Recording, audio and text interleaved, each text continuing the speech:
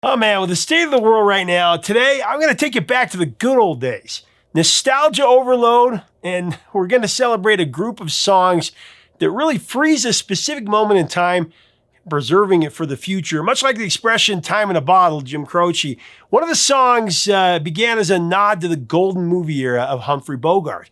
This is before the singer changed the lyrics by blurting out a random phrase in the middle of recording the song, and it actually worked. Song became a smash. We also have the most misunderstood song of the decade.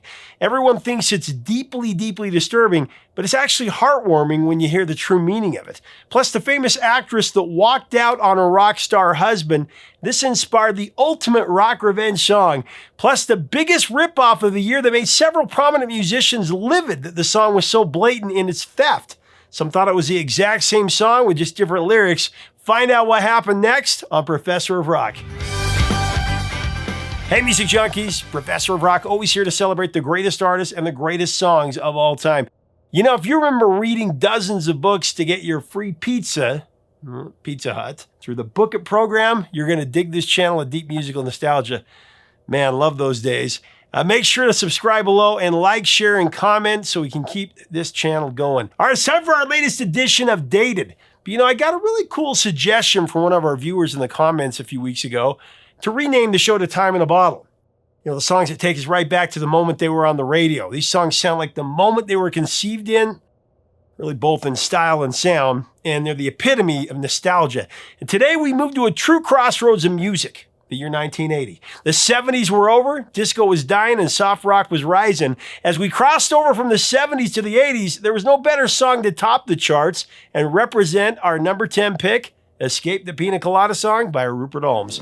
If you like pina coladas and getting caught in the... You know, if we could save time in a bottle, as Jim Croce pondered in his heartwarming number one classic from '74, the first song that I think we should put in the bottle that truly exemplified that transition to 79 to 80 is Rupert Holmes and the catchy little ditty Escape. I mean, the song could have been called simply If You Like Pina Coladas, but the label went with the parenthetical title, and they did that so often back in the 70s. Now, right before they hit the record button in the studio, Rupert Holmes toyed with changing his original opening line of If You Like Humphrey Bogart to the now iconic If You Like Pina Coladas.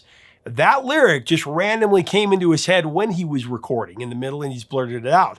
Rupert was worried that as a songwriter, he relied too heavily on movie references. By design, Rupert never sung this line before going into the vocal booth. His goal was to nail the vocal in one single take, but he wanted to hear if the lyric swap actually worked.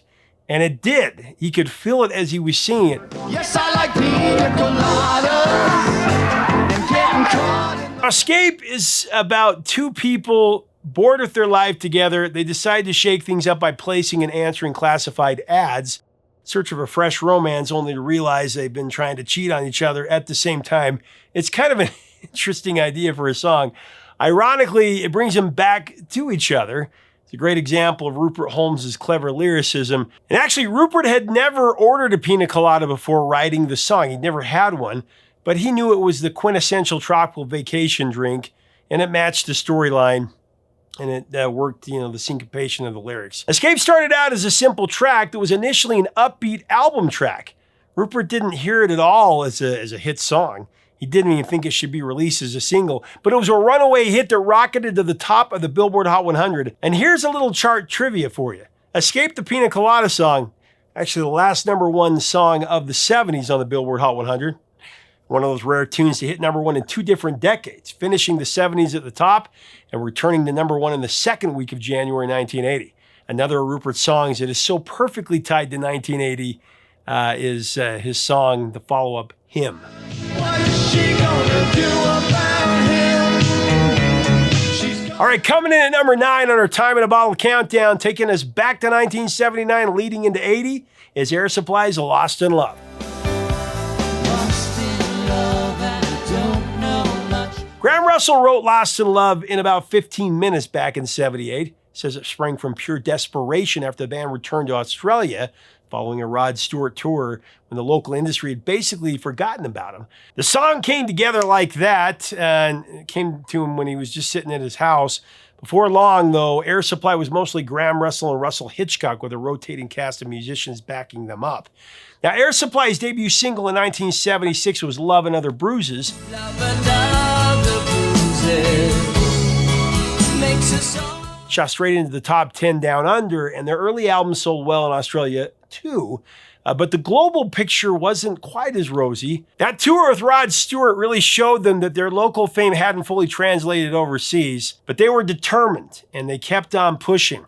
And that persistence led to something really great with global appeal in the song Lost in Love. After that tour with Rod Stewart, they returned to Australia. They were pretty much broke and really didn't have the fame, but they knew Lost in Love was the song. Lost in Love was a reminder to lift your eyes and find inspiration. Unfortunately, the track grabbed a foothold in Australia as a mild hit in 78, but the single, most of all, caught the ear of Clive Davis, legendary head of Arista Records, who heard monstrous potential in the gentle ballad In America. He pushed the band to concentrate solely on winning over the U.S. market, and it led to the breakout success of Air Supply and a winning streak that produced hit after hit after hit for years.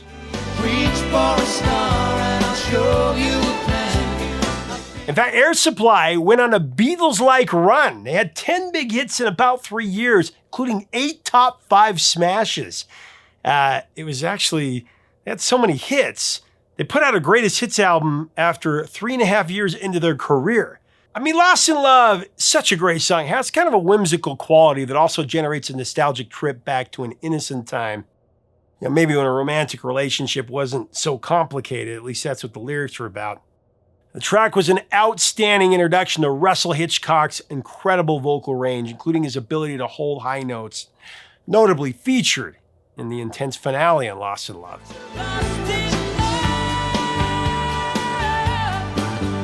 I mean, as Clive Davis predicted, Lost in Love rose to number 3 on the Billboard Hot 100 and number 1 on the Adult Contemporary chart. And here's what the two guys said about it. We said, wouldn't it be great if we had a hit song in Australia and we could get, maybe do a couple of albums and stick around for 3 or 4 years. Now it's 42 years and counting, and it's because of and I said this before in the interview, it's because of the songs. Most grateful for being here right now after 42 years. I mean, I said to Graham when I heard, I told him Lost in Love was going to be a hit, and The One That You Love certainly, and All Out of Love, I said, these are hits. So I did a live event with the guys from Air Supply, just tremendous guys, good guys. But Russell Hitchcock is 76, going on 77, and he can still hit every single note. He's got incredible range. He has a record for holding out the highest or the longest note in history. He had that for a while, and then Axl Rose called him. Apparently, he said that Axl called him and asked him if he could break his record, and he said he was fine with it. But man, he can still hit those notes at 76 years old. It's incredible.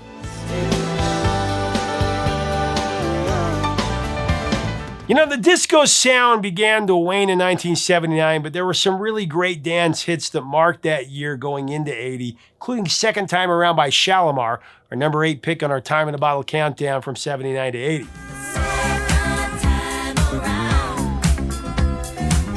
You know, Second Time Around was written by Leon Silvers and William Shelby. Silvers was part of the Silvers family group, and he wrote a lot of their songs, though not their big hit Boogie Fever. Shelby had a bunch of different jobs at Solar Records where the group Shalamar was signed. Actually, the idea for the lyrics came from a girl that Shelby left behind in Dayton, Ohio when he moved to L.A. Thought maybe there was a chance he could go back to Dayton someday and they could get back together. And that's where the lyrics came from. I know you come a long way, baby. Shalamar really clicked as a band with their hand-picked classic trio of Jeffrey Daniel, Jody Watley, and Howard Hewitt. Before they became an actual touring and recording act, though, Shalamar started as a studio project just to get a single out fast. It was a Motown-flavored medley called Uptown Festival.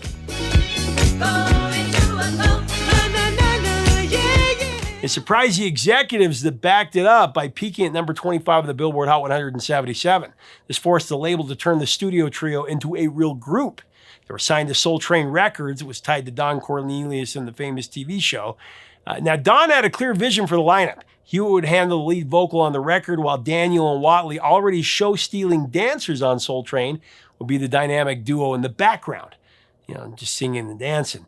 Shalamar, they have an interesting yet checkered history. I mean, Jody Watley rarely sang lead on any of the Shalamar tracks, yet she would go on to be a prolific solo artist with a multitude of hits in the 80s.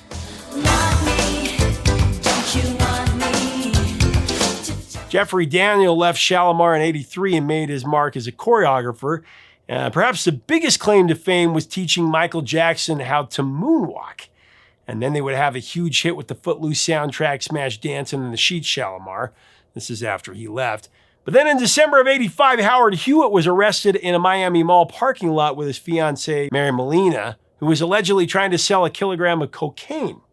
After a 4-day trial in July of 86, a federal jury found Hewitt not guilty on all 4 charges related to conspiracy and drugs. His lawyer argued it was guilt by association, though emphasizing that Molina handled the transaction while Hewitt was simply just there. Even though he was acquitted, though, the bad press shadowed his career, and it took him about 3 years to bounce back as a solo artist. Back in 1979, the trio of Shalamar reached the pinnacle of the Billboard Hot 100, when the second time around made it all the way to number 1.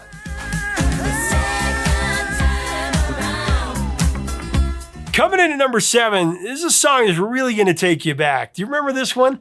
Tired of Toeing the Line by Rocky Burnett.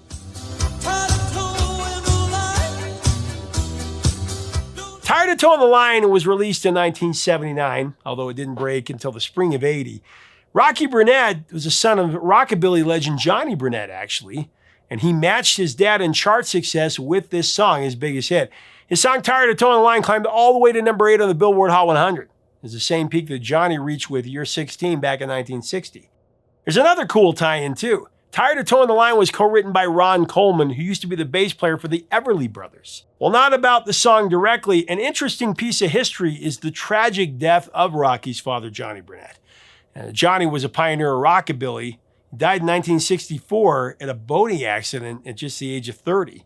This is when his fishing boat was struck by an unseen cabin cruiser on Clear Lake, California. The cabin cruiser involved belonged to a local marina owner. Johnny's boat was on the lake without any lights, while the approaching cabin cruiser had its lights on. It was completely dark, which made the whole situation feel like a setup for trouble. When the 2 boats collided, Johnny was thrown into the water and he drowned. I think he was probably knocked out. Authorities later reported, though, that Johnny's blood alcohol content was about 0.13 at the time. His body was discovered by the Sheriff's Department on August 16, 1964, in Clear Lake. An autopsy at Jones Funeral Home in Lower Lake ruled the cause of death as accidental drowning. Rocky was 10 years old when his father died in that tragic accident. But he would carry his father's legacy on by hitting number 8 with Tired of Toeing the Line.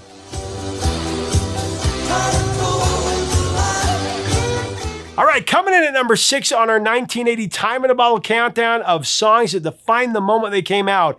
It's one that you could argue might be the greatest one-song vocal performance ever from a late friend of mine, Benny Mardones, Into the Night. She's just 16 years old.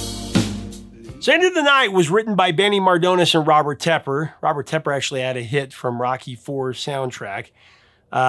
But Into the Night is one of the most misunderstood songs of the rock era, period. Also because of his first line and his music video, which makes it seem awfully creepy. But it was actually inspired by a 16-year-old named Heidi who lived next door to Benny in his Spanish Harlem apartment building. Heidi's father had abandoned Heidi, her mother, her brother, and her sister, and they were left to basically fend for themselves. Now, while the lyrics, she's just 16 years old, leave her alone, they're often viewed as controversial, Benny maintained they described a protective platonic relationship where he and his friends helped Heidi and her siblings through a really tough time. He would pay them to do odd jobs for them, such as picking up groceries or walking Benny's dog. Into the Night crested at number 11 on the Billboard Hot 100 on its first run, but it had a huge resurrection 10 years later when New York City DJ Scott Shannon began to play it again. KZZP, a big top 40 station in Phoenix, also gave it heavy airplay. And once again, Into the Night climbed high on the Billboard Hot 100, settling in at number 20.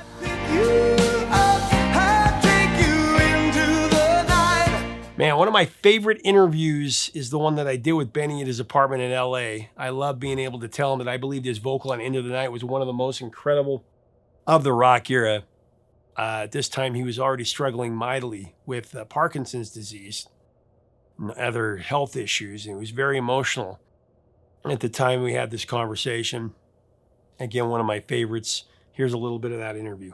Yet, when I walk on stage and I hear the crowd roar, it shoots me full of adrenaline. And it gives me the strength to do what I have to do.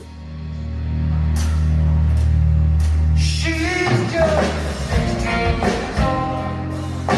Leave her alone. One day you wake up and you realize that the end is closer than the beginning. And you take stock of your life and you wonder if you made a difference. You wonder if you made a difference with some people in the world. And I like to think that I made a difference with Into the Night. Benny, I can tell you right now, you definitely made a difference. That's why we're sitting here, because just an incredible, incredible song. Truly, I think one of the greatest vocals ever put down to vinyl. And that's why it's so important to capture this with you, because we need to show this to the coming generation and the generation after that. It needs to live on, this song. Thank you. You're very welcome. You're very welcome.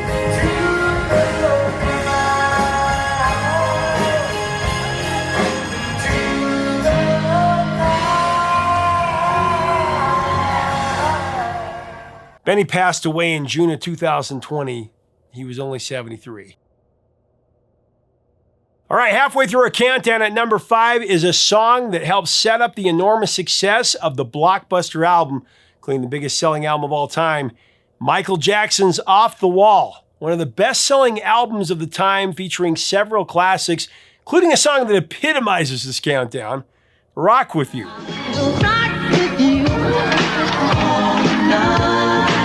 I mean, Rock With You sounds like 79 to 80 like nothing else out there, because the song's creators shaped the music landscape of the mid to late 70s with their unique brand of soulful rhythmic pop with a touch of disco. It was number 1 in 1980, though. It was produced by Quincy Jones and written by Heatwave's Rod Temperton. Rod's first move was offering the song to Karen Carpenter, actually. It was going to be for her first solo record. It was originally titled I Want to Eat You Up, before Quincy changed it to Rock With You. So when Karen Carpenter passed on the song, of course, it opened the door for it to become a defining hit for Michael Jackson, for MJ.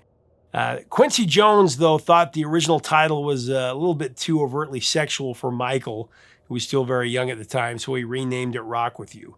Even though it's a quintessential late 70s disco moment, many call it elevated disco, a breezy blend of funk and pop that lands more like a romantic ballad than your typical high BPM dance tune. Girl, close your eyes. Rod Temperton had a very different path to becoming a hitmaker. Let's talk about that for a second. Rod was a British musician who once worked in a fish factory before hitting international fame with Heatwave, writing disco staples like Boogie Nights and Groove Line,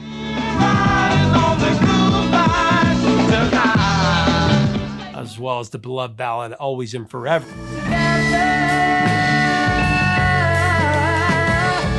Rock With You, though, was a critical transitional piece for Michael Jackson from Rod that helped him to pivot from his teen Jackson 5 persona to an adult who would later be named the King of Pop. Rock With You was Michael's second consecutive solo #1 single from Off the Wall, following Don't Stop Till You Get Enough, one of the solo hits that he wrote himself, though that didn't make an appearance in the new Michael movie. Ah, what a movie.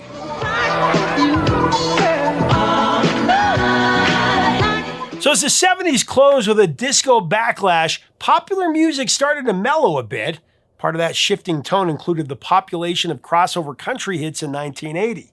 You know, I'm talking about hits like from Kenny Rogers and Ronnie Milsap and Dolly Parton and Eddie Rabbitt, such as our number 4 pick today, I Love a Rainy Night. I love Eddie Rabbitt, one of my favorites. I love a rainy night. I love to hear the thunder, watch the lightning when it lights up. Eddie recorded a small portion of I Love a Rainy Night during a thunderstorm in the late 60s. I mean, that's how far back the origin story goes. He tucked the tape away and he forgot about it. Then when he was rummaging through some old recordings in 79 in his basement, he stumbled across a rough demo with just a hook and a few lyrics about loving the sound of rain on a tin roof. When Eddie and his frequent collaborator, Even Stevens, would get together to write, that song title would come up, I Love a Rainy Night. He said, it's a great one. Even Stevens said he didn't really have the melody yet. He just had this little idea. He just remembered that there was one time where there's this rainstorm and he didn't feel depressed. He felt happy. And that's when he dropped down the title, I Love a Rainy Night. Eddie kept bringing it up during their writing sessions, but now even Stevens wasn't sure what to do with it because they couldn't really finish up the other lyrics. And then they did. They added in those hand claps and those snaps, and it was a smash. Hit number 1 on both the AC charts and the Hot 100. To hear the thunder, watch the lightning when it lights up the sky. And actually, it was number 1 on the country charts as well. So that's number 1 on 3 of the major charts. This was such a big song. Do you remember it? Oh, man, it takes me back. Eddie had so many great songs. And sadly, Eddie died young. He was a big smoker, and that contributed to his death from lung cancer in 98. He was only 56. Man, I miss him. Always loved so many of his songs, like Drive My Life Away and Step by Step and Every Which Way But Loose.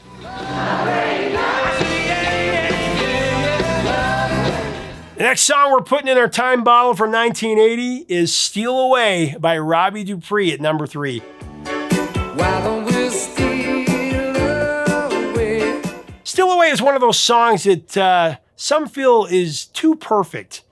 And of course, it was the subject of controversy when it was released in 1980.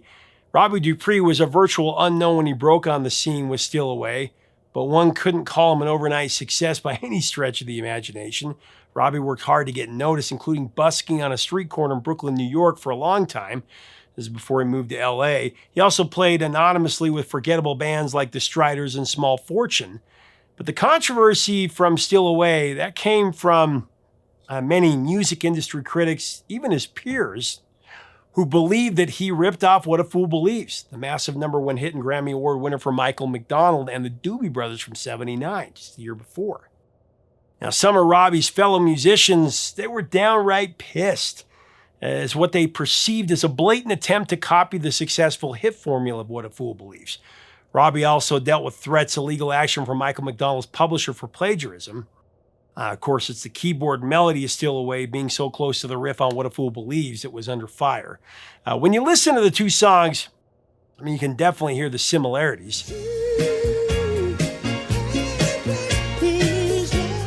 Come on and hold me, just like you told. Michael McDonald, though, took the high road. He chose not to sue Robbie. He didn't view the similarities as a ripoff per se, so he called off the Dogs and told them not to pursue that lawsuit. Now, Robbie, for his part, acknowledged the parallels to What a Fool Believes, but he said the Doobie Brothers smash was not actually what inspired Steal Away at all. It was actually Moving On, a George Duke song from 1978. Moving on, 'cause it's you I inspire. Steal Away, such a great song. Takes us right back to that transition from 79 to 80. Captured the era's romantic escapist vibe to a radio-friendly formula that melded soulful pop with sophisticated mellow arrangements, making it a model passage from late 70s soft rock, and it's now considered a soft rock standard, giving Robbie some great opportunities on various yacht rock package tours. Here's what Robbie told me about it. It was like soft rock and AOR and, whatever it was. There was no great name. And this one seems to have really caught on with another generation.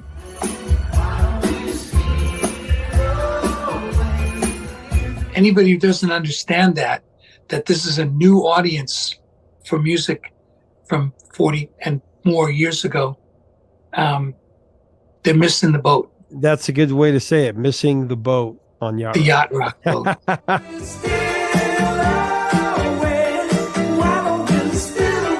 Another thing I love about Steal Away is it's a song that helped my autistic son learn how to speak because he listened to it, and those are some of the first words that he spoke or sentences he spoke singing that song. So I got a chance to tell Robbie about that. I really appreciated that.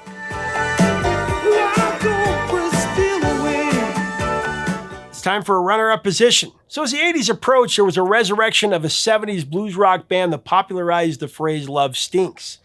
Love Stinks by the Geils Band. Love stinks. Love stinks. It's an anti-love anthem that was a big top 40 hit when it was released in 80 and a milestone in pop culture. Love Stinks came out of frontman Peter Wolf's very real heartbreak from his amicable 1979 divorce from Academy Award winning actress Faye Dunaway. In her memoir, Looking for Gatsby and Other Reflections, Faye Dunaway noted that she and Peter were like warriors supporting each other, but ultimately could not balance their intense professional lives. Now, Peter, for his part, did not want the marriage to end, but he had no choice in the end. The split was inevitable. Now, the singer co-wrote Love Stings with Geils band keyboardist Seth Justman, and the song was crafted as a witty, scathing take on relationships that go south, even though they start with a mutual promise of sticking with it for better or worse. Pretty good little revenge song there, one of the best out there, Love Stings. Much of the mood, though, comes from that end of a marriage bitterness, love that's gone sour and eventually stinks. Musically, the band had a clear concept for Love Stinks, so Jay Geils explained that the famous riff started as a hard rock thing, a half-speed wink to the Kingsmen's Louie Louie.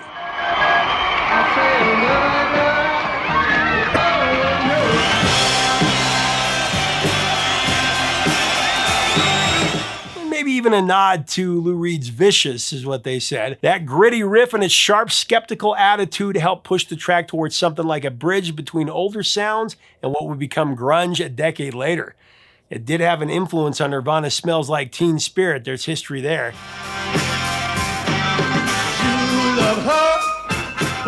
While it only made it to number 38 on the Billboard Hot 100, Love Stings captured something universal.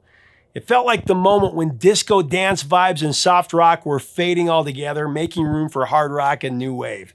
It's less a chart topper and more of a snapshot of a musical shift, wrapped in a chorus that still sticks in your head. And I love how it was used on The Wedding Singer.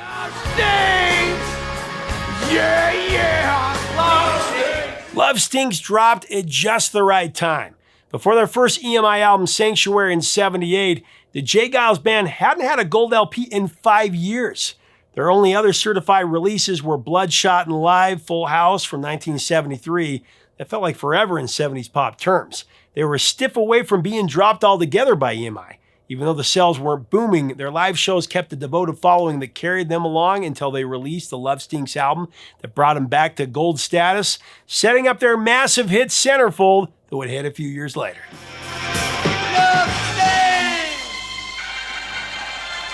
So this Time in a Bottle countdown has had a theme running through it.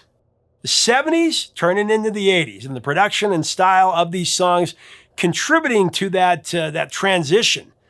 I'm going to cheat a little bit here on our number one pick because this song was technically released in '79. It peaked at the end of '79, but it's a song that defines that moment when disco and rock were fighting a battle that rock finally won, and it defines the '79 to '80s transition perfectly. It was still being played in '80. It was a song that angered a loyal army of fans and ultimately embarrassed a founder of one of the most iconic bands of the rock era. I Was Made for Lovin' You by Kiss.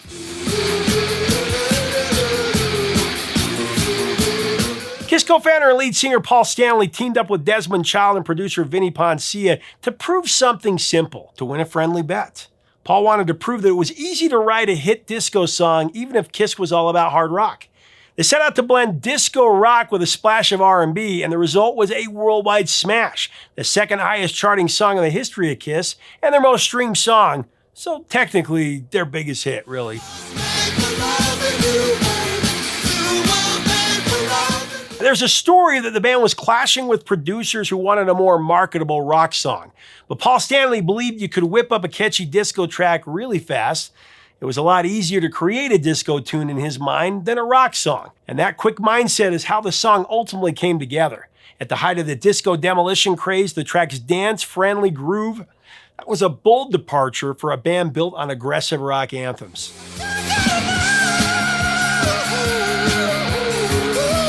Paul deliberately mixed a disco beat with loud, distorted rock guitars, and that gamble paid off in a huge way. The tune helped bring a younger, more female audience to their concerts, something that hadn't been a part of their scene before, which some folks called a shift from their usual hard rock crowd. Desmond Child would go on to become one of rock's most successful songwriters from there, working with Bon Jovi, Aerosmith, and so many more.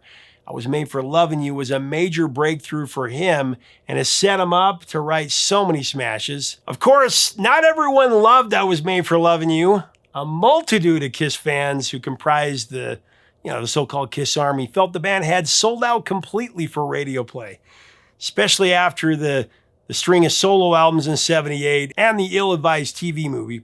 I Was Made for Lovin' You. It didn't fit the image or the sound that fans had come to expect from Kiss, and some people even said the band had jumped the shark.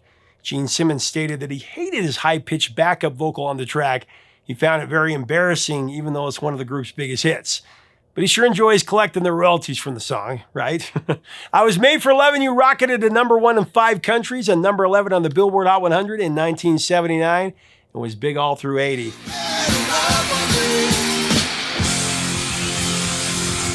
Speaking of jumping the shark, that expression actually originated just a few years before this in 1977. Do you remember where it came from? Let me know in the comments. Jump the shark, that's about the moment that a show, usually a TV show, starts pulling out extreme, goofy stunts to stay interesting, which signals the quality slipping. The term comes from a 1977 Happy Days episode called Hollywood Part 3, where Fonzie in his leather jacket jumps over a shark on water skis. Even though it was popular at the time, people later saw it as the moment the show went from believable character-driven stories to just pure absurdity. There he goes!